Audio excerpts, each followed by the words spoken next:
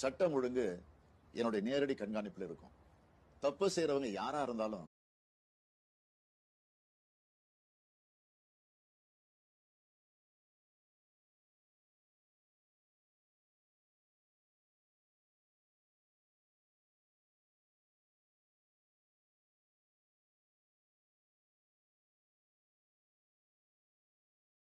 மறுபடியும் சொல்றேன், யாரா இருந்தாலும் பாரபட்சம் இல்லாம நடவடிக்கை எடுப்பேன்.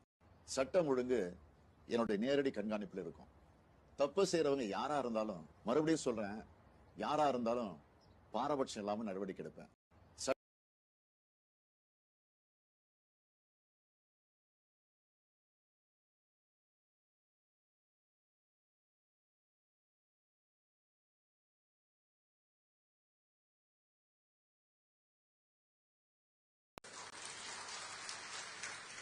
எந்த கொம்பனும் குறை சொல்ல முடியாத அளவிற்கு ஆட்சி நடத்திக் கொண்டிருக்கிறார். எங்களுக்குள்ள குறைகள் இருக்கலாம், எங்களுக்குள்ள பிரச்சனைகள் இருக்கலாம், ஆனால் ஆட்சிகள் எந்த குறைகளை எவனாலும் கண்டுபிடிக்க முடியாது.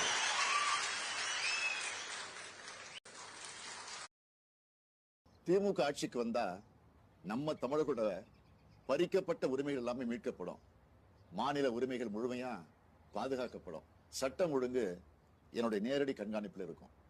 தப்பு செய்யறவங்க யாரா இருந்தாலும், மறுபடியும் சொல்றேன், யாரா இருந்தாலும் பாரபட்சம் இல்லாம நடவடிக்கை எடுப்பேன். பெண்களுக்கு எதிரான குற்றங்கள் இரும்பு கரம் கொண்டு தடுக்கப்படும். திமுக ஆட்சிக்கு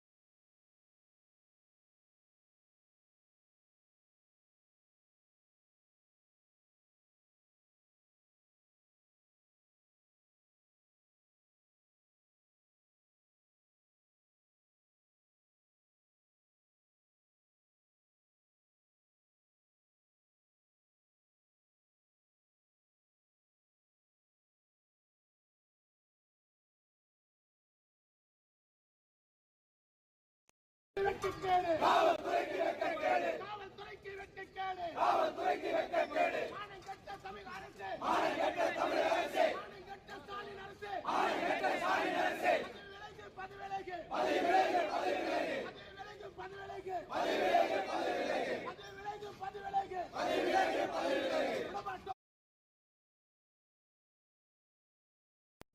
சென்னையில் பகுஜன் சமாஜ் கட்சியின் மாநில தலைவர் சற்று முன்னதாக மர்ம கும்பலால் வெட்டி படுகொலை செய்யப்பட்டிருக்கிறார். இந்த சம்பவமானது சென்னை மட்டுமல்லாமல் தமிழகம் முழுவதுமே மிகப்பெரிய ஒரு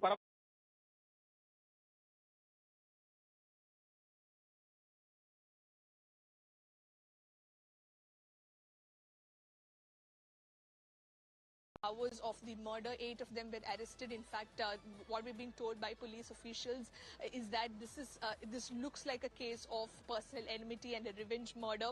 A history sheeter named Arcot Suresh was